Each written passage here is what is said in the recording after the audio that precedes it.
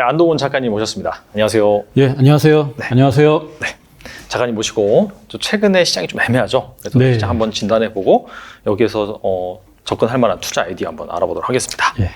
사실 한 작년까지만 하더라도 역실적 장세가 본격적으로 찾아올 것이다 라고 했지만은 뭐 골디락스 장세가 최근까지 펼쳐졌고 그런 상황에서 최근에 갑자기 또 물가지수가 다소 좀 높게 나오자 긴축을 예. 더 한다라고 하면서 약간 좀 내리누르려는 압력과 그렇죠. 그래도 좀 살려는 그런 세력들이 맞습니다. 치열하게 좀 공방을 펼치고 있어요. 그래서 현재 시장을 어떻게 보시는지 좀 궁금합니다.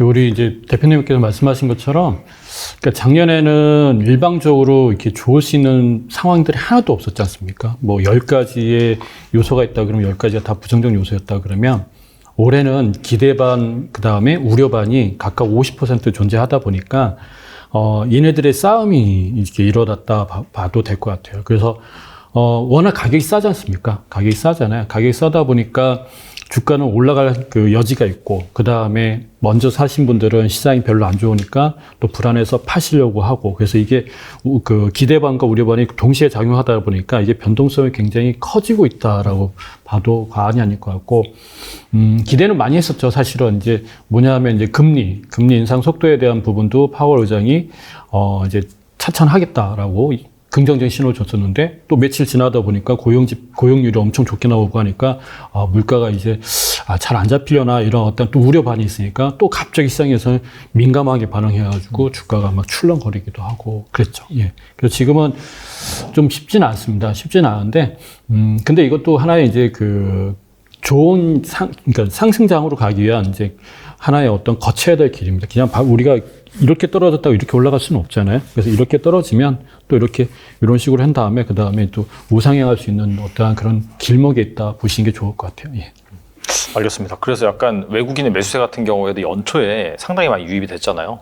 그러다가 한 2월 들어서 아까 말씀드린 것처럼 물가 좀 높게 나오고 기준금리 더 올라갈 것이다라는 그런 컨센서스가 형성되니까 환율이 좀 반등하면서 외국인의 매수세도 좀 주춤해지고 있는데 그렇다면은 현재 약간 증시 같은 경우에는 아까 말씀하신 것처럼 딱히 뭐 상승할 만한 이유도 없고 그렇다고 해서 내려갈 만한 이유도 없는 약간 좀 그런 지루한 장세라고 볼 수 있을 것 같습니다. 맞습니다. 예. 그러니까 이게 저는 이제 개인적으로 뭐 제 생각인데 물가가 이렇게 쉽게 잡히지 않을 것 같다는 거는 이제 요 최근 들어서 좀 많이 느끼게 되는데 근데 이게 세 가지로 볼 수 있어요. 그러니까 아마 금리 인하 속도가 우리가 생각하는 기대 시장, 그러니까 투자자들은 빨리 그 금리 인하를 했으면 좋겠잖아요. 근데 그 전 세계적인 상황을 보면은 이제 저는 세 가지 요소로 보고 있는데 물가 하락률이 기대 이상으로 빨리 되지 않겠다는 게 뭐냐면 첫 번째는 미국 경제가 좋다는 거는 이제 뭐냐면 물가를 잡는데 좀 힘겨울 수가 있는 거죠. 왜냐하면은 이 물건 하나 살려고 하는데 살려는 사람들이 100이 넘쳐나는 상황이거든요. 물가를 잡는 방법 중에 하나가 이제 이 물건 살려는 사람들이 이제 적어야 되지 않습니까? 근데 고용률이 100이면 대단한 거죠. 경제가 탄탄하고. 두 번째는 뭐냐면은 중국이죠. 중국이 갑작스럽게 이제 코로나 이제 끝내면서 그 다음에 이제 보복 소비도 있고 그 다음에 경기 부양책도 대대적으로 하고 하니까 또 다시 물가가 올라갈 여지가 또 생긴 거고.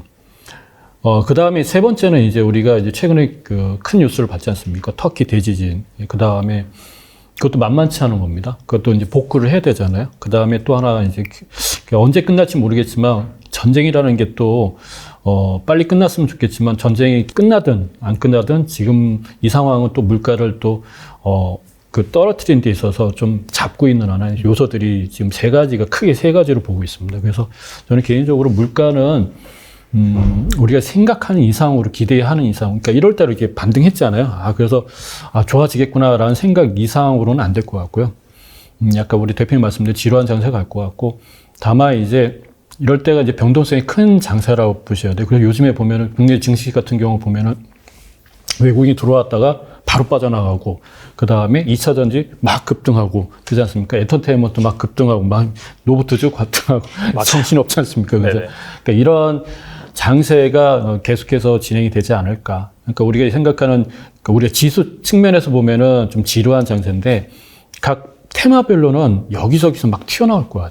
예, 튀어나오다 보면은 시장이 좋은 것 같은데도 좋은 것 같지 않고, 또 그 다음에 내가 갖고 있는 주식 팔아가 저쪽으로 가야 되지 않을까라는 어떠한 이제 결정에 있어가지고 많이 혼란이 오는 그런 시기가 되지 않을까 싶습니다. 그래서 이 시기가 사실은 우리 투자자님들한테는 이제 좀 결정하는 데 있어서 뭐 투자를 하는 데 있어서 좀 많이 혼란이 와요. 내가 이게 사고 팔고 하는 게 맞는 건지 아니면 작년처럼 버텨가지고 그럼 내년 잘 되겠지 이렇게 하는 게 맞는 건지 이런 식이 아닌가 싶습니다. 그래서 잘 하셔야 될 시점 아닌가 싶어요. 너무 그 대신 막 이렇게 휘둘려서 이렇게 움직이시면 안 돼요. 왜냐하면 이게 장세가 먹을 게 별로 없는 장세거든요. 그러다 보니까 투자자들은 계속 시장에 참여하고 있기 때문에 하나의 이슈가 터지면 몰려갑니다.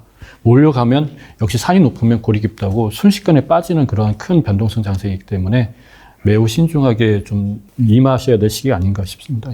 그렇다면 약간 이러한 지루한 장세가 끝나는 뭐 전환점? 그런 것 같은 경우에는 아무래도 뭐 금리 인상이 좀 끝나고 약간 그런 그렇죠. 뭔가 윤곽이 좀 나와야 될까요? 윤곽이 나와야 되죠. 근데 이제 지금 그런 것 같아요. 금리 인상이라는 게 어떠한 얼마큼 많이 오르느냐 이건 중요하진 않고, 이 고금리 상태가 얼마만큼 지속이 되냐가 이제 가장 큰 관건인데, 그러다 보면 고금리 상태가 지속이 되다 보면은 이제 버티는 자와 못 버티는 자가 이제 발생하겠죠. 못 버티는 자들이 아마 이제 우리가 얘기하는 이제 나라로 본다 그러면 어느 나라가 터질 것 같고, 또 기업들도 마찬가지고요. 물론 기업들은 그래도 선제적으로 하고 있지만 이제 중소기업이라든가 그렇지 않은 기업들 같은 경우 많이 힘든 건 사실이잖아요. 이제 그런 기업들이 탄생할 것 같고, 그 다음에 이제 이슈는 계속해서 이제 터질 겁니다. 예. 이게 이슈가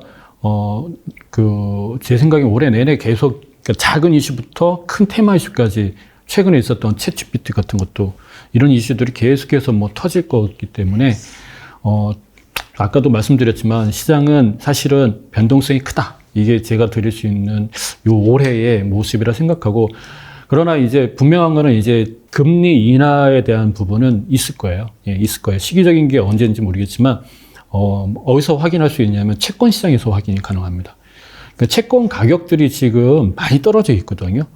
채권 가격들이 떨어져 있다는 거는 그러니까 주식으로 얘기하면 골이 깊기 때문에 매수세가 붙을 수 있는 상황이 지금 점점 다가오고 있거나 아니면 매수를 하기 시작하고 있는 주체들이 있다는 얘기죠. 이 얘기는 뭐냐면 금리 인상 폭에 대한 문제가 아니라 고금리 상태이기 때문에 언젠가는 경제가 어차피 경제는 이 상태로 가게 되면 어려움을 봉착할 수밖에 없기 때문에 분명히 내릴 거라는 기대치가 채권 시장에 굉장히 많이 있다고 봅니다. 그래서 오늘 뉴스인가? 오늘 뉴스에 보니까 우리 빅쇼트라는 영화 있죠. 네네네.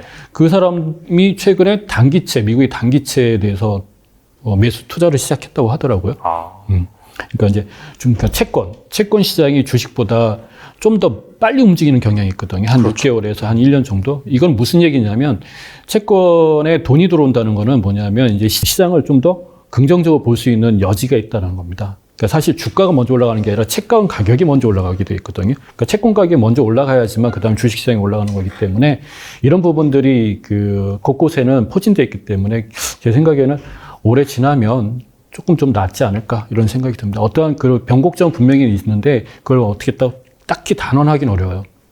근데 저는 이제 개인적으로 단언이라기보다는 좀 한 가지 외환 위기가 아직 안 나오고 있어요. 외환 위기가 하나 정도는 나와야지만은 미국이라는 나라가 그러니까 패드가 어떠한 정책에 대한 변화를 크게 줄 텐데 이게 안 나온 게 조금 저는 시기적으로 아직 아닌지 아니면은 제가 생각하는 거하고 다른지 모르겠는데 통계적으로 보면 이런 것들이 하나가 터져야지만은 결과적으로 미국이 과감한 이제 어떠한 제스처를 치거든요. 그래서 그게 조금은 저는 사실은 제 투자 경험적으로 보면은 나올 때가 됐는데라는 생각이 듭니다. 그게 변곡점이 되지 않을까라는 생각이 듭니다. 개인적으로. 예. 네. 일단 단기채를 샀다는 것 자체가 지금 앞으로 미국에서 패드에서 금리를 더 올린다 할지라도 시장 금리 같은 경우에는 거의 고점에 다다랐다. 그렇게 그렇죠. 이제 판단하는 거예요. 그렇죠. 사실. 예. 이게 금리가 떨어져야지 수익이 나는 상품이다 보니까. 그래서 시장은 약간 이미 약간 금리 고점 시그널을 어느 정도 확정을 하고 보고 있다. 같아요. 그렇게 이제 가져가면 되겠네요. 알겠습니다. 개별 종목 관점에서 여쭤보겠는데요. 삼성전자가 이제 6만 원에서 6만 5천 원 사이에서 계속해서 좀 횡보를 하고 있는 상황입니다. 사실 어떻게 본다면은 이 코스피 지수와 좀 비슷하게 움직이는 그런 흐름이 보이고 있는데 좀 어떻게 보시는지 좀 궁금합니다. 이렇게 보시면 돼요. 삼성전자가 작년에 5만 1,000원대, 그 다음에 5만 4,000원대, 그 다음에 이번에는 차트상으로 보게 되면은 한 6만 원의 언저리나 아니면은 5만 9천 원이 될 것 같거든요. 그러니까 고점이 중요하지 않고요. 삼성전자는 분명히 반등의 여지가 충분히 있는데 중요한 건 뭐냐면 저점을 높여간다 이렇게 생각하시면 좋을 것 같아요. 그러니까 지금 장세에서는 고점 크게 중요하지 않습니다. 근데 내가 삼성전자를 투자하고 계신 분이나 그걸 보유하고 계신 분들은 저점이 올라가는 거에 포인트를 두셔야 되니까.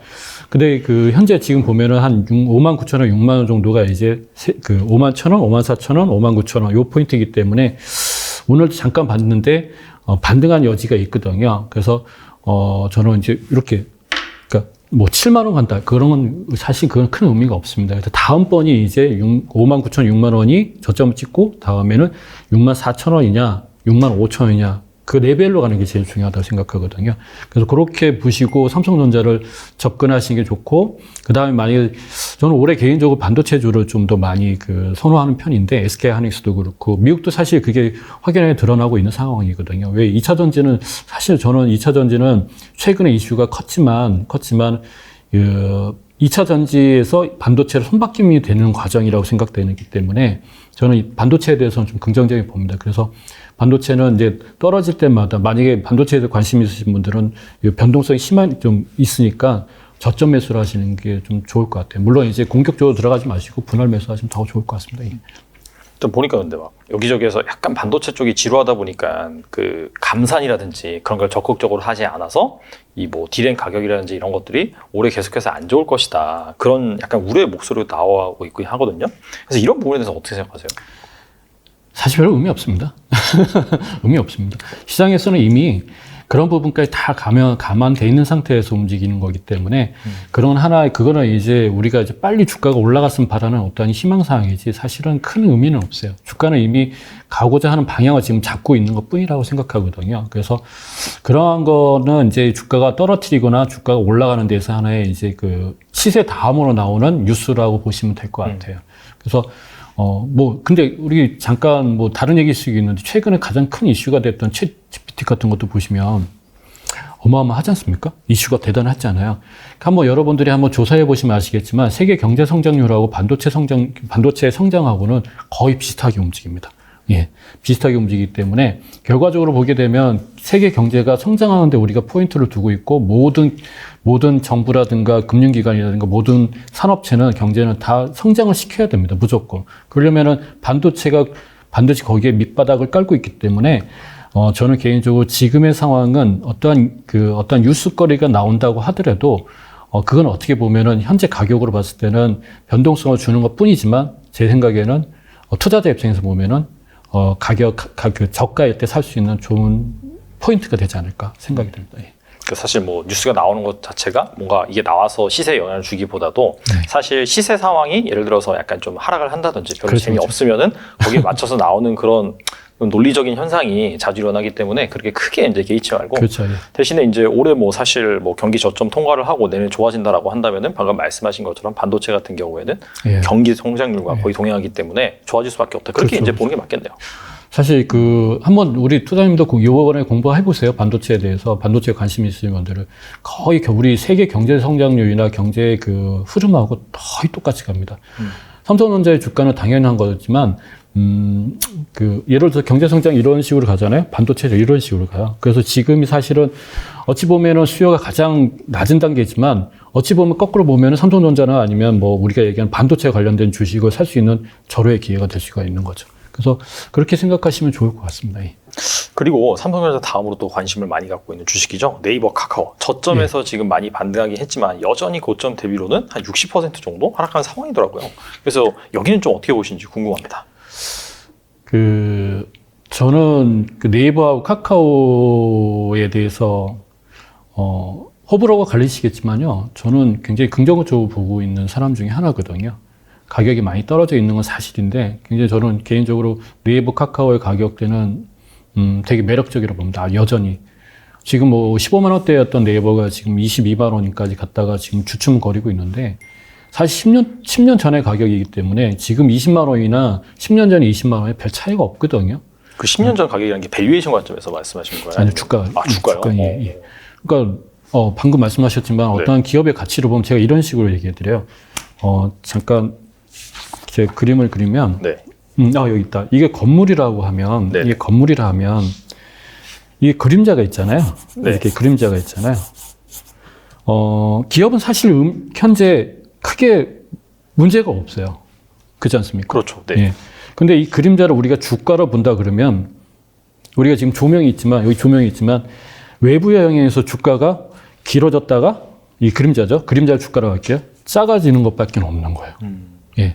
그러니까 기업에 대한 펀더멘탈은 크게 문제가 없어요. 10년보다 지금 더 성장한 건 사실이지 않습니까? 그렇죠. 근데 지금 주가만이 뭐냐면은 그 그림자라 주가의 길이가 늘어났다가 줄어들었다 하는 거죠. 해가 여기 있냐, 어디 위치에 있냐. 이거 우리가 외부 요인이라고 하거든요. 그러니까 대부분의 기업들은, 큰 초대형 기업들은 네이버도 카카오도 마찬가지겠지만, 걔네 기업의 어떠한 본질적인 문제는 크게 변한 게 없어요. 다만 경기 전체 사이클 때문에 사람들이 투자에 대한 심리가 위축되다 보니까 주가가 이렇게 짧아진 거고, 그 다음에 조금만 과하면 주가가 길어진 거고, 이렇게 되는 거죠. 물론, 여기에 크랙이가 있다. 이거는 이제 주가의 의미를 부여하면 안 돼. 이거 갖고 있으면 안 되겠죠. 투자하면 안 되겠죠. 근데 지금의 우리가 알고 있는, 빅테크라든가, 미국의 빅테크라든가, 아니면 국내에 있는 그 네이버 카카오도 마찬가지로 저는 개인적으로 요건 멀쩡히 있는데 주가 그림자의 길이만 왔다 갔다 한다라고 보고 있습니다. 이거는 네이버와 카카오의 문제가 아니라 전체 다 똑같으로 볼 수가 있는 거죠. 예를 들어 넷플릭스 한번 볼까요? 넷플릭스 작년에 $700 같은 게 확 떨어져가지고 한 2달 만에, 석 달 만에 떨어진 게 130인가 150달러까지 갔잖아요. 진짜 많이 빠졌네요. 그죠. 한 방에. 근데 지금은 거의 반 이상 회복을 해버렸거든요.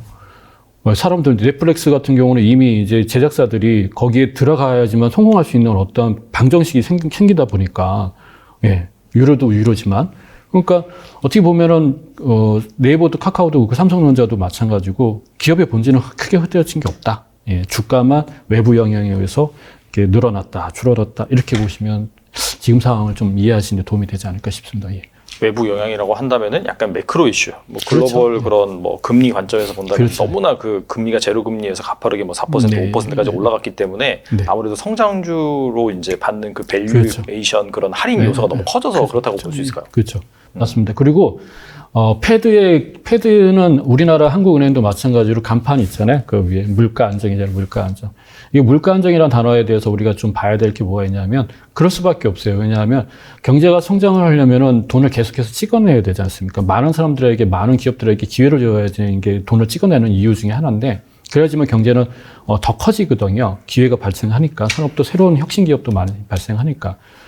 근데 이제 돈을 많이 찍어내게 되면 문제가 되는 게 뭐냐면 또 물가가 올라가는 그러한 또 안 좋은 일이 발생하지 않습니까? 그러면 이제 돈을 찍어냈지, 물가는 오르지. 그러면 또 중앙은행은 또 물가를 잡기 위해서 또 어떠한 행동을 또 취하지 않습니까? 이게 계속해서 반복이 되는데 결국은 뭐냐 하면은 돈은 안 풀 수 없어요. 또 10년에 한 번씩 풀던 20년에 한 번씩 계속 풀어가지고 또 계속 성장시켜야 되니까. 그러다 보면은 항상 이런 사이클이 이렇게 일어날 수밖에 없죠. 그래서 자본주의 세계에서 이제 예를 들어서 우리가 근본위가 아니라 이제 우리 근본위가 없어지고 나서부터는 화폐 가지고 하고 나서부터는 한 주기적인 이런 반복이 일어난다라는 게 여러분도 공부해 보시면 아시겠지만 또 우리도 체감하고 있잖아요. 이런 일이 나올 수밖에 없는 게 그렇지 않을까 싶습니다. 그래서 지금이 바로 또 그런 사이클의 하나의 또 영향을 받고 있다 보시면 될 것 같아요. 크게 저는 개인적으로 이 사이클을 성장주를 갖고 계신 분들은 그냥 더 큰 수익을 위한 기대치라고 생각하시는 게 좋지 않을까 싶습니다. 네이버 같은 경우에는 사업 같은 경우에 탄탄하게 잘 갖춰져 있고 큰 이견이 없는 것 같은데 카카오 그렇죠. 같은 경우에는 비즈니스는 잘하고 있는데 약간 자회사 상장이라든지 약간 네. 그런 노이즈 부분에 있어서는 자유롭지가 못하잖아요. 그래서 그 부분 어떻게 보세요? 이건 제 개인적 생각인데 네. 저도 그건 아닌 것 같아요. 네. 저도 카카오 되게 좋아하고 국민 기업이잖아요. 사실 국민 기업으로 봐야 되는데 그렇게 하면 안 되죠. 저는 카카오 갖고 계신 분들한테 같은 마음이지 않습니까? 솔직히 말씀드리면 다 그래서 우리가 카카오한테 기대치도 많이 걸었던 거고 그렇게 분사하면서 발생한 어떤 그런 좀 약간의 배신감도 사실 있는 거죠. 사실 그런 부분들은 주주들 위한 정책이 과연 있는지를 좀 의구심이 들 정도거든요. 그런 거 고려해줘야 된다고 생각하거든요. 그리고 국민기업이잖아요. 막말로 국민기업입니다. 그러면 국민에 의해서 성장한 기업이라면 주가 관리는 분명히 해야 된다고 생각하는데 그거는 좀 잘못했다고 생각합니다. 그 반면에 이제 네이버는 다 품고 있어가지고, 예, 그나마 이제 저는 개인적으로 카카오보다는 네이버에, 점수를 더 주고 싶다. 이건 지극히 제 개인적 생각입니다. 우리 카카오 투자하신 분도 계시겠지만, 예, 솔직한 얘기죠, 저는. 예. 당연히 개인적인 그런 견해를 말씀드리는 거니까 뭐 그걸 100% 따라서 투자한 사람도 없어요. 그렇죠. 네. 그냥 어차피 이제 모셔가지고 인사이트를 듣는 거기 때문에. 뭐 솔직히 저도 뭐 사실 약간 배신 받았으니까. 피해자 중 한 분으로 이렇게 간주하고 넘어가도록 하겠습니다. 앞서서 살짝 말씀해 주셨는데 사실 12월 달에 잠깐 주춤했거든요. 2차 전지가. 근데 최근에 약간 좀 증시가 행보하니까 거기서 또 호재가 터지니까 일부 특히나 이제 소재주를 중심으로 2차 전지가 엄청나게 좀 오르고 있는데 그래서 막 대부분의 투자자들이 2차 전지에 관심이 되게 많아요. 그래서 이 상황에서는 좀 어떤 주식을 봐야 되는지 그리고 2차 전지 전체를 그 작가님 보시기에는 어떻게 보시는지 좀 궁금하긴 하거든요. 진짜 조심들 하셔야 돼요. 지금의 2차 전지 이게 키 맞추기가 일어나고 있거든요. 키 맞추기. 그러니까 작년에 하반기부터는 삼성 SDI나 LG 에너지 솔루션이나 특히 포스코 케미칼이 주도를 끌었어요. 특히 포스코 케미칼이.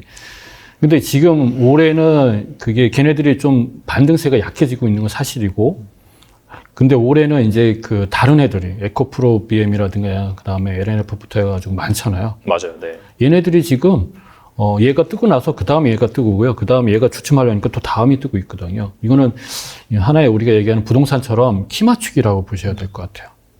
그래서 이게 어디까지 갈지 모르겠지만 중요한 건 큰 2차 전지의 산업은 굉장히 중요한 산업이고 성장이 굉장히 큰 산업이라고 생각하지만 반면에 이게 주가라는 것도 다른 문제거든요.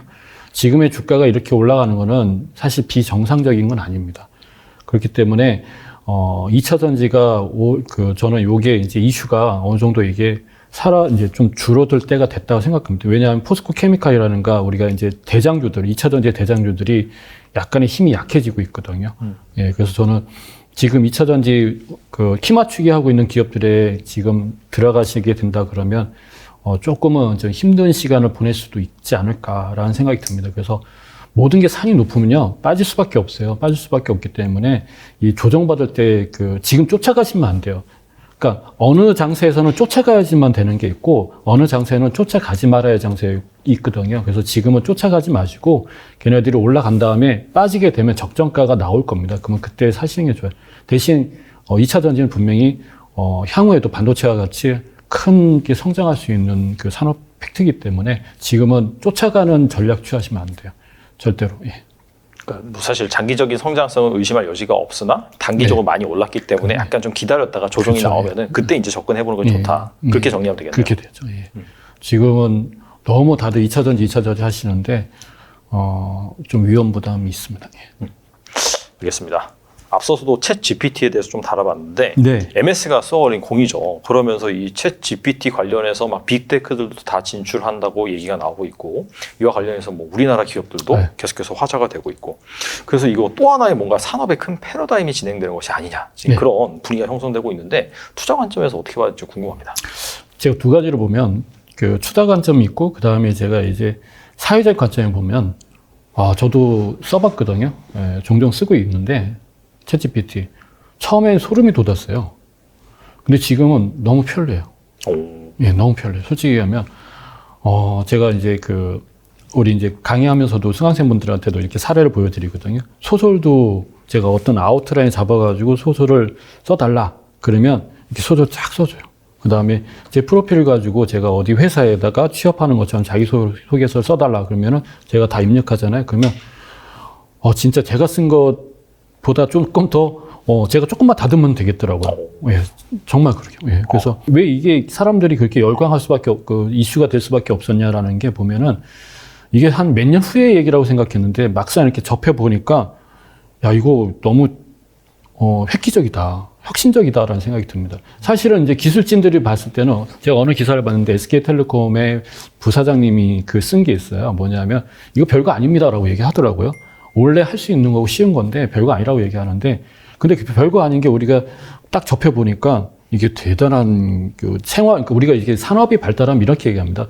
생활의 혁명이라고 하더라고요. 생활의 혁명. 이런 식으로 밝기 때문에 저는 이쪽 세계 우리가 AI 시대에 말이 AI에 우리가 접해본 적은 한 번도 없잖아요. 이게 사실은 이제 이제 시작에 불과한 건데도 불구하고 이 AI 시대는 기대가 많이 돼요. 자, 그 다음에 투자적 관점에서 보면은 그래서 최근에 많이 관심을 갖게 된 게 엔비디아가 아닌가 싶습니다. 엔비디아가 많이 또 올랐잖아요. 맞아요. 네. 예. 당시에 반도체 생태계에서도 엔비디아는 이쪽 분야에 대해서는 관심들을 안 가졌는데 엔비디아만큼은 이쪽 분야에 관심을 가져가지고 지금까지 성장하고 거의 독보적으로 이제 가고 있잖아요. 그러니까 이번에 챗GPT에서 가장 이슈가 아니라 사람들이 관심 있게 본 기업이 엔비디아였죠. MS도 아니고 다른 회사들도 아니고 그죠? 네. 그래서 저는 여기서 이제 다른 얘기를 반도체로 다시 들어간다 그러면 엔비디아만이 그걸 하는 게 아니고요. 기사 한번 찾아보시면 아시겠지만 이런 얘기가 있더라고요. SK텔레콤 부사장님 그런 얘기 하시더라고요. 우리나라에서는 삼성전자하고 SK하이닉스 반도체 업체죠. 이 업체들도 그 수혜를 가장 많이 받을 수 있는 기업들이다라고 얘기하더라고요. 꼭 엔비디아만 있는 건 아닙니다. 왜냐하면 반도체들이 알거든요. 그쪽끼리 자기네들 먹고 살 길이 알기 때문에 거기에 이제 많은 이제 영향을 부여하겠죠. 그래서 반도체 회사들에 대한 거 좋을 것 같고요. 또 두 번째, 메모리 반도체도 마찬가지입니다. 예. 고성능으로 간다고 하지 않습니까? 그 다음에 이제 우리가 이제 반도체 하면은 설계회사들을 또 봐야 되는데, 이 설계회사들이 우리가 단순하게 인텔만 있는 게 아니거든요. 애플도 설계를 하고요. 그 다음에 MS도 설계하고요. 아마존도 설계하고, 또 하다못해 제 누구니 테슬라도 다 설계하잖아요. 그렇죠. 네. 그러니까 사실 빅테크가 우리가 알고 있는 빅테크 5 같은 경우는 반도체 설계의 능력도 갖고 있는 기업이기 때문에 제 생각에는 그들도 어찌 보면 이 그러니까 AI 시대에 가장 큰 수혜를 받는 기업들이 될 것 같다라는 생각입니다. 물론 국내에서는 이제 이슈가 된 게 뭐냐면 이제 그러한 큰 이슈가 터지면 이제 그 중소기업이나 코스닥 기업들이 이제 막 주가가 막 올라가는 거 있잖아요. 그렇죠. 얼마 전에 뭐 어떤 기업 같은 경우 막 이렇게 올라가더라고요. 그래서 우리 투자자님들이 강의하고 있는데 우리 투자자님들이 이거 왜 팔라고 하셨어요? 막 그랬잖아. 항의를 많이 받으셨겠네요. 네, 왜냐하면 이렇게 너무 급하게 올라가니까 네, 이거 떨어질 때가 됐다니 더 가더라고요. 네. 네, 그런 것도 있어요. 그래서 그런 부분들은 사실 이슈가 돼가지고 사실은 이제 많은 사람들이 관심 갖는데 이런 건 하나 있습니다. 뭐냐면 모든 태동 산업은 실적을 떠나서 관심이 엄청나게 들어가야 돼요. 그리고 나서 그 중에 생태계에서 살아남은 애들이 몇 년 후에는 독과점이 돼가지고 관심과 실적을 통째로 받게 됩니다. 그걸 우리는 혜자가 있는 기업으로 바뀐다고 하는데 그때가 아마 우리가 투자 관점에서 보면 됐고 지금은 우리가 이제 관심 관점에서 이렇게 주가가 올라갔다 내려갔다 하는 거라 그렇다고 해서 이걸 외면하시면 안 돼요. 왜냐하면 저는 AI 시대는 또 다른 어떤 로봇 산업보다는 이쪽이 조금 더 좀 앞으로 더 먼저 나오지 않을까 생각합니다. 저는 로봇 산업은 좀 뒤에 있을 것 같고요. 요즘에도 로봇 얘기하시는데 저는 AI가 먼저 더 앞서서 나오지 않을까라는 생각이 들어요. 예. 알겠습니다. 확실히 좀 단순히 그 AI 관련해서 뭐 국내에서 부각받고 있는 작은 주식보다도 약간 좀 파생을 해서 그렇죠. 뭐 반도체라든지 예. 실제로 이거와 관련해서 예. 뭐 설계를 하고 있거나 서비스 입힐 수 있는 약간 빅테크 네, 기업 맞습니다. 관점에서 보시는 게 좀 장기적으로는 그렇죠. 좋지 않나. 앞서서 로봇 산업에 대해서 잠깐 말씀해 주셨는데 로봇주에 대한 열풍도 사실 좀 뜨겁잖아요. 네. 근데 이게 이제 아이디어를 보니까 세계 블록화, 뭐 리쇼어링 트렌드로 인해서 뭔가 이제 선진국에도 공장이 세워진단 말이죠. 필연적으로 인건비 상승이 있을 거고 여기에 따라서 이제 뭐 로봇 투자라든지 이런 것들이 많이 활성화될 것이다. 그런 얘기가 나오고 있는데 이 로봇주에 대해서는 어떻게 보시는지 좀 궁금합니다. 저는 로봇 산업에 대해서는 좀 시간이 필요한 산업이라고 생각합니다. 사실 로봇 산업은요. 4차 산업이라고 우리가 꼭 단어를 짓는다면 4차 산업에 꽃이 되지 않을까 싶거든요. 모든 우리가 알고 있는 반도체, 2차 전지, AI의 총집합이 글로 들어가는 거거든요. 그러면 얘가 당장 로봇 산업이 우리가 기대하는 게 지금은 우리가 로봇 산업 하는 건 다 물류 산업이거든요. 사실은 우리가 생각하는 휴머노이드가 아니지 않습니까? 그렇죠. 약간 스마트 팩토리 약간 그렇죠. 그런 개념이죠. 네. 그래서 사실은 그게 우리가 우리 투자님들이 약간의 환상을 갖고 있는 게 휴머노이드가 아니거든요. 그러면 휴머노이드급이 되려면은 사실은 뭐가 선결 과제냐면 저는 스마트카가 제대로 돼야 된다고 생각해요. 스마트카의 확장성이 저는 로봇 산업이라고 생각하거든요. 사실은 우리가 이게 스마트카라면 이 바퀴만 뛰고 이게 다리만 달면 이게 사실 로봇이 되는 거거든요. 그래서 스마트카가 대중화되고 그 다음에 활성화되면 우리가 알고 있는 진짜 로봇 산업은 커지지 않을까 싶습니다. 그래서 지금의 노봇산업은 물류산업밖에 안 돼, 그러니까 우리가 공장에 쓰이는 그 정도 수준밖에 안 되고 사실 우리가 기대치는 낮게 보셔야 되는데 저는 로봇산업은 스마트카가 활성화되는 고 나서 생각하시면 좋지 않을까. 그래서 이거는 좀 중기로 봐야 될 것 같아요. 예. 앞으로의 10년은 스마트카가 우리 세계 경제를 끌고 갈 거는 분명하거든요. 그러면 걔가 어느 정도 성장 산업에서 성숙 단계로 다는 그 시점에서는 새로운 산업이 또 필요합니다. 그때가 진짜 로봇 산업이 되지 않을까 싶습니다. 그래서 저는 향후 10년 후에를 바라보고 하신다면 뭐 지금 하셔도 되지만, 저는 개인적으로는 로봇 산업은, 하나의 지금 상황은 이슈고, 좀 그 스마트카 대중화되고 나서부터 관심 갖는 게 좋지 않을까 싶습니다. 그래서 제가 아까 AI를 먼저 말씀드렸던 게, AI가 잘 돼야지만 그 다음에 로봇 산업도 따라올 수 있는 거거든요. 그렇죠. 예, 그래서 저는 좀, AI가 먼저, 그 다음에 로봇 산업이 다음. 그 다음에 우리가 또 한창 작년에 유행했던 것 중에 관심을 가졌는데 우주 산업 있잖아요, 우주 산업. 그거는 네. 다음에. 알겠습니다. 말씀 나누다 보니까 우주라는 게 있었구나 또 그런 생각이 들기도 하네요. 최근에 워낙 소외받아가지고. 그죠. 우주도 있었습니다. 알겠습니다. 지금까지 좋은 투자 아이디어 말씀해 주셨는데 이 밖에 약간 좀 올해 유망할 것으로 보이는 뭐 투자 아이디어, 뭐 섹터 주식이 있는지 궁금하거든요. 저는 이제 지금은 1월 달의 주가 상승은 역시 이제 작년에 가장 많이 빠졌던 성장주들, 우리가 경기 민감주라고 하죠.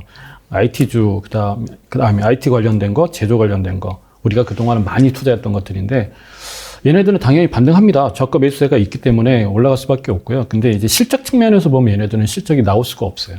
그렇지 않습니까? 왜냐하면 우리가 안 사주잖아요. 그죠? 근데 이제 실적 측면에서를 봐야 된다 그러면은 저는 개인적으로 내수제를 좀 보고 있습니다. 내수제. 예.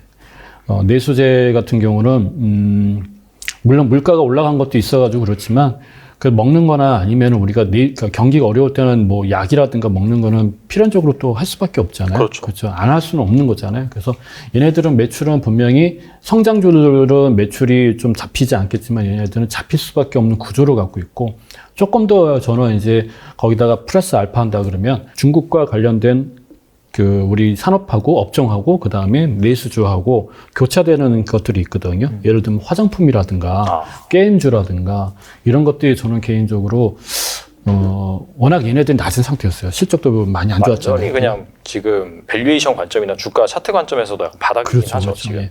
그래서 걔네들이 실적 측면에서는 나올 수 있는 확률이 성장주, 반도체가 실적 나올 수가 없거든요. 사실은요.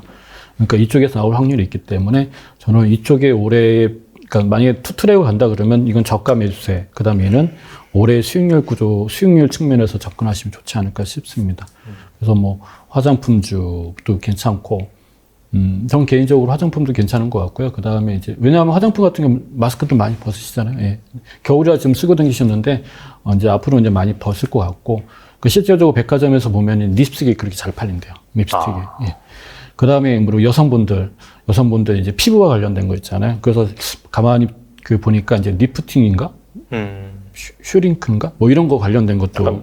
미용 의료기기? 이런 것도 엄청 잘 나가더라고요. 보니까. 예, 그런 것도 주가가 사실 움직이기 시작하고 있고, 그 다음에 이제 우리가 카지노 같은 것도 사실 움직이기 시작하고 있고, 그러니까 이런 중국과 관련된 거하고, 그 다음에 현재 상황하고, 그 다음에 내수주하고 같이 교집합이 되는 것들이 있거든요. 그 업종들이. 걔네들은 지금 현재 주가가 좀 조정받고 있거든요. 사실 걔네들은 작년 하반기부터 계속 올랐습니다. 예, 맞아요. 네. 예, 그죠. 그러다 보니까, 조정이 온 건 사실인데요. 다시 반등하지 않을까 이런 생각이 듭니다. 예, 저는 그래서 그쪽 패트를 조금 보고 싶고, 또 그 다음에 이제 채권 시장은, 이거는 좀 수익률 크진 않아요. 채권 시장은 우리가 수익률 잡고 가시면 안 되고, 그러나 이제 확실한 거는 뭐냐면은 금리 인상이라든가 고금리 상황이 오래 갈 수는 없거든요. 그러다 보니까 채권 투자, 중장기 채권에 투자하셔서 얻을 수 있는 수익률 분명히 있다고 봅니다. 그러니까 작년 같은 경우 달러에 투자하셨으면 100% 아니 확실하게 80%는 벌 수밖에 없는 구조를 가지고 있었는데 올해는 채권 같은 경우가 80%는 나한테 수익을 당연히 줄 수 있는 팩트가 아닌가 싶어요. 예. 그래서 채권 같은 경우는 ETF 있으시니까 그런 쪽으로 가급적이면 미국 거 하시면 더 좋을 것 같고요. 미국 그 중장기 채권 많이 떨어졌거든요. 우리 투자자님들이 다들 똑똑하셔가지고요. 네네. 20년물짜리 뭐 3배수도 자꾸 다들 하셨더라고요. 20년물짜리 보니까 TLT인가? 그거 하나 있는데 TMF. TMF는 3배짜리인가요? 네, 3배째. 1배짜리는 TLT고. 예. 벌써부터. 역시 우리나라는 약간 좀 레버리지의 민족이라고 네. 화끈하신 분들이 빠르세요. 많네요. 예. 말씀 들어보니까 지금 약간 좀 개별 섹터 관점에서 많이 오른 주식들이 많아서 좀 투자할 만한 게 없지 않을까 생각이 되는데 말씀 들어보니까 좀 소외된 게 많이 있네요. 그러면 많죠. 예. 그러니까 작년 같은 경우와 이제 모든 업종이 그냥 다 빠졌는데 올해부터는 기회가 참 많아요. 이것도 있고 저것도 있고 이것도 있어요. 그래서 저희 투자자님들한테 이제 부탁하고 싶은 말씀은 작년에 내가 느꼈던 그 체감 있잖아요. 그걸로 가지고 현 시장을 접근하시게 되면 기회들이 놓치시게 돼요. 그러다 보면은 그게 이제 그 좀 생각을 덜 달리 하시고 이게 좋은 장세가 될 수 있다는 걸 생각하신다 그러면은 여러 가지 좀 차근차근 잡아갈 수 있는데 그게 아니라 작년 같은 어떤 멘탈이 까진 상태에서 올해를 접하시잖아요. 그러면은 쫓아가는 거. 예. 그냥 따라가는 거 아니면 고점을 잡는 그런 어이없는 일들이 발생하시게 됩니다. 그러면 남아있는 돈마저도 자칫 잘못하면 또 이렇게 다 빠질 수 있으니까 그렇게는 하지 않으셨으면 좋겠어요. 그래서 시장을 좀 냉철하게 보시면은 과거는 과거고 내가 다시 지금 시작하는 사람 입장에서 보면은 예, 기회들이 많이 포진되어 있습니다. 예. 알겠습니다. 지금까지 좋은 투자 아이디어 그리고 괜찮은 뭐 주식들 말씀해 주셨는데 그렇다면 1억이 있다면은 포트폴리오를 어떻게 꾸리면 좋을지 말씀해 주시면 좋을 것 같아요. 사실 지금 포트폴리오를 짜시는 분들은 굉장히 좋아요. 예, 좋고 제가 요즘에 많이 강조해 드리는 게 뭐냐면은 포트폴리오를 굉장히 중시하고 있습니다. 왜냐하면 우리가 작년, 재작년 겪어봤고 앞으로도 겪게 될 문제인데 이 경기 상황에 따라 가지고 내가 어떠한 그 투자를 하고 있냐도 중요하지만 어떠한 포트폴리오 갖고 있냐에 따라서 이 경기 순환을 잘 넘어갈 수도 있고 이길 수도 있다고 생각하거든요. 그래서 저는 이제 포트폴리오를 좀 굉장히 중요하게 생각하는데요. 첫 번째는 뭐냐면 성장주 위주로 하신다 그러면 맞아요. 빅테크고요. 지금 저가이기 때문에 매수하시면 되는 거겠죠. 예, 매수하시고 2, 3년 기다리시면 또 다시 올라가겠죠. 예. 그러니까 작년에 성장주 위주로 하신 분들은 지금 빠졌다고 해서 다시 반등한데 팔 게 아니라 경제는 반드시 성장할 수밖에 없기 때문에 그거를 좀 이겨내셔야 되는 게 맞아요. 그러나 이제 그게 아니라 시장에 대해서 내가 좀 냉철해졌으면 좋고 이성을 잃지 않고 싶다 그러면은 포트폴리오를 좀 중화시킬 필요가 있거든요. 사실은 저도 오래 했지만 이렇게 이런 상황에서는 저도 멘탈이 흔들릴 수밖에 없어요. 그럼 내 멘탈을 잡아줄 수 있는 것이 뭐냐면 어떠한 포트폴리오라는 어떠한 좀 효율적인 포트폴리오가 나를 또 잡아준 제어 시스템이 되거든요. 근데 포트폴리오 얘기하면 사람들이 오해하시는 게 분산 투자잖아요. 어떻게 개념을 보면은. 근데 포트폴리오는 분산 투자라고 보시면 안 돼요. 왜냐하면 우리가 미국 주식도 하고 있고 한국 주식도 하고 뭐 중국 주식도 하고 있고 뭐 프랑스 주식도 하고 다양하게 다 하고 있잖아요. 그러면 수만 개의 기업 중에 내가 할 수 있는 기업들은 몇 개를 선택하는 거거든요. 그럼 8개 미만이다 그러면 이건 선택과 집중이기 때문에 이건 분산 투자가 아니라 선택과 집중에 의해서 발생되는 포트폴리오로 보셔야 돼요. 만약에 분산 투자라고 개념을 본다면은, 워렌 버핏이 항상 얘기한 거 하시면 되죠. S&P 500 ETF 하시면 되는 거예요. 그게 가장 분산이 잘 돼 있네요. 그게 분산 투자거든요. 근데 4, 50개씩 하신 분들은 이거는 사실은 선택과 집중이 아니라 이거는 분산에 맞는 것 같아요. 그래서 그렇게 하실 바에는 사실 지수형 ETF로 하는 게 훨씬 맞고, 근데 지수형 ETF보다도 높은 수익률 추가하고 싶다 그러면 선택과 집중을 하는 포트폴리오를 만들어내셔야죠. 그러면 저는 10개 미만으로 보거든요. 한 4개에서 8개, 10개 이 정도. 이 얘기는 한국에서만 뿐만 아니라 전 세계에 있는 주식들 중에 그런 것들 한 4개에서 10개를 추린다는 얘기지, 한국에서만 10개 추린다, 그건 아닙니다. 예, 이것도 역시 선택과 집중이잖아요. 그래서 저는 그렇게 좀 추려서 하시면 좋겠고, 그런 방법 중에 하나가 뭐냐면은, 일단 관심 기업 너무 많게 하지 마시고, 기업 수를 좀 줄여가지고, 제가 좀 추천해드리고 싶은 거는 성장주하고 내수주를 같이 가지고 갔으면 좋겠어요. 예. 그러니까 성장은 우리가 알고 있는 뭐 반도체부터 빅테크, 2차든 다 있지 않습니까? 예, 전기차도 있고, 이런 것들 위주로 50% 놓고, 나머지 50%는, 우리가 내수주라고 하지만 사실은 이게 가치주라고 보시면 돼요. 해자가 있는 기업이죠. 전통적으로 해자가 있는 기업이죠. 절대로 범할 수 없는 것들이잖아요. 예를 들면 뭐 맥도날드부터 해가지고 뭐 스타벅스도 있고 그다음 많잖아요. 이런 기업들을 중심으로 해가지고 전체 투자 기업 8개가 있다 아니면 10개가 있다 서로 반반씩 가져가는 전략을 취하시면은 일단은 시장을 좀 약간 냉철하게 볼 수 있고, 그 다음에 시장에서부터 좀 더 힘겨워하지 않을 수 있지 않을까 싶습니다. 그리고 그렇게 뭉쳐져 있는 한 10개를, 잘 가져가시게 되면 최소한 제 생각에는 지금 시점에서는 그렇습니다. 지금 시점에서 보면은 뭐 10에서 20% 사이의 포트폴리오가 완성이 되지 않을까 싶어요. 수익률 측면에서 보면. 그러면 복리로 집어주시게 되면 여러분이 생각하는 이상으로 기대치의 수익률이 완성된다라고 생각되죠. 예. 10에서 20% 정도면은 사실 뭐 합리적으로 기대할 수 있는 그런 부분이고 그렇죠. 그렇게 가져간다라고 한다면은 사실 뭐 약간 좀 연금 계좌에서 그냥 장기적으로 노후를 보는 측면에서도 그렇게 투자가 되겠네요. 그러면 예. 좋죠. 예. 좋습니다. 그 앞으로 지금 우리가 새로운 10년이 시작이 됐기 때문에 사실은 뭐 성장도 지금 다 뭐 10개, 8개 하셔도 상관없어요. 근데 이제 그 과정이 힘들기 때문에 내가 또 멘탈이 흔들릴 수 있으니까 그런 부분들도 제어하는 장치가 포트폴리오이기 때문에 그 어떠한 그 해자가 있는 기업, 즉 이제 그 내수주나 가치주를 이렇게 같이 섞어 놓으시면은 근데 여기 또 단점이 하나 있어요. 이렇게 하시면 안 돼요. 뭐냐면 그 한국 기업은 좀 맞지가 않아요.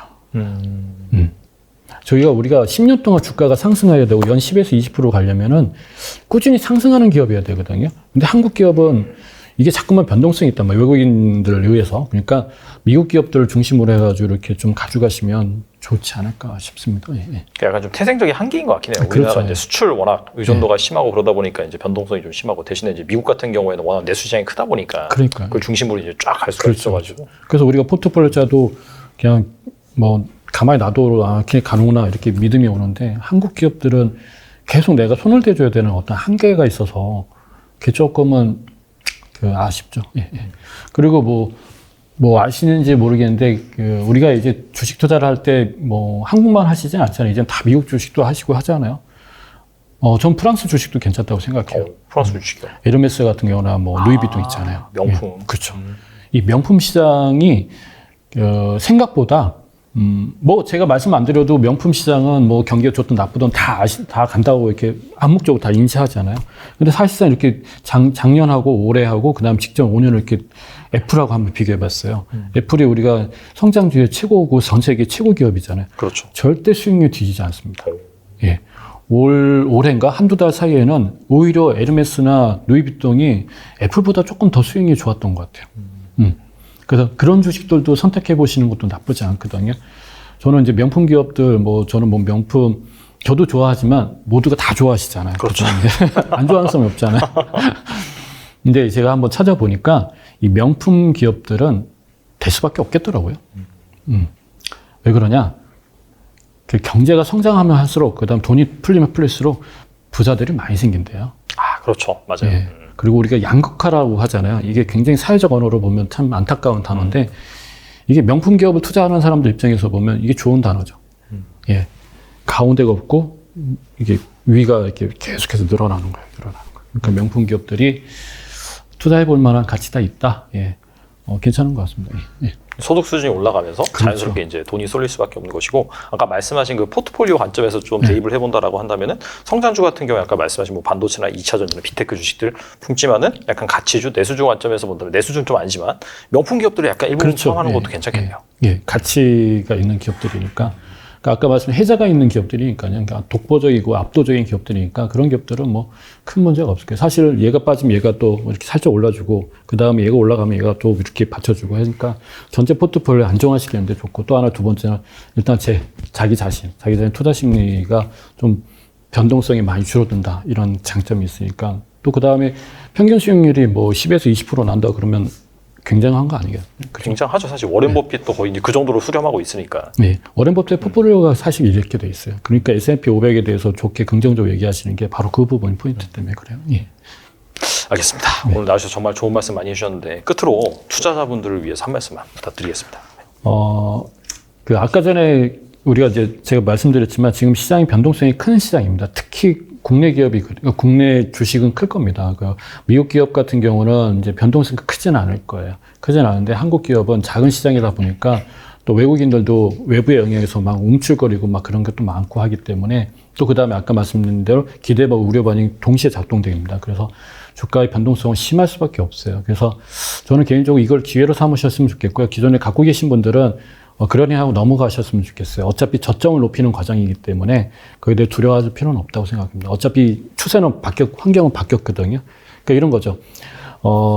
이렇게 얘기하면 비유가 맞는지 모르겠는데, 우리 숲이 있잖아요. 숲이 있는데, 제가 나무고, 우리 대표님도 나무인데, 지금 맞바람만 치고 있어서 우리 둘이 맨날 힘든 거야. 힘들어. 근데 드론을 띄워가지고 이 전체 숲을 보면 저쪽에서는 봄이 오고 있거든요. 우리한테만 아직 안 오고 있는 뿐이 우리가 좀 기다려야 되는 상황이기 때문에 큰 그림에서 보면 벌써 봄은 시작이 됐다고 봅니다. 그다음에 속도는 느리겠죠. 느리는데, 나한테까지 오는 속도도 있을 거고요. 전체 시장에 오는 속도도 있을 거니까, 좀 여유를 갖고 또 시장을 또 입체적으로 보거나 아니면 객관적으로 한번 보시게 되면 결코 이 시장이 나쁜 시장은 아닙니다. 여러분들한테 좋을 수 있는 앞으로의 10년에 새로운 시작이 될 수 있는 그런 포인트로 보신다면 긍정적으로 봐주셨으면 좋겠습니다. 예.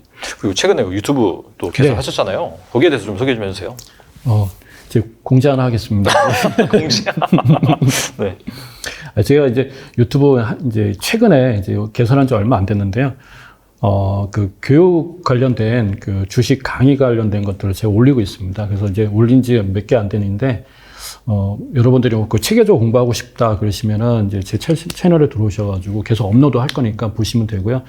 우리가 이제 제가 강의를 이런 식으로 많이 하거든요. 중장기 투자가 있고, 그 다음에 단기 매매 투자가 있고, 거시경제 투자가 있고, 이렇게 분리를 해서 하고 있습니다. 그래서, 제가 항상 강조하는 것 중에 하나가 교육 시간에 강조하는 게 나에게 맞는 스타일대로 하셔야지 이것저것 혼합하면 안 된다라는 걸 많이 강조하고 있는데, 그런 부분을 올리고 있으니까, 공부하시는데 좀 도움이 됐으면 하는 마음입니다. 예. 네. 오늘 아주 정말 좋은 말씀 많이 주셨는데, 다양한 투자에 말씀하셨어요. 그리고 약간 중장기적 관점에서 또 성장주랑 가치주 적절히 배분해서 투자를 하신다면은 지금 약간 지루하고 또 어떻게 될지 모르는 불확실한 상황이겠지만은 그럼에도 불구하고 연평균 10%에서 20% 수익률 달성할 거라고 생각이 되고, 추가적으로 또 궁금하시고 주식에 대해서 제대로 공부하고 싶으시다라고 한다면은 유튜브 채널 꼭 방문해 주시면 좋을 것 같습니다. 지금까지 안동훈 작가님 나오셔서 감사합니다. 예, 감사합니다.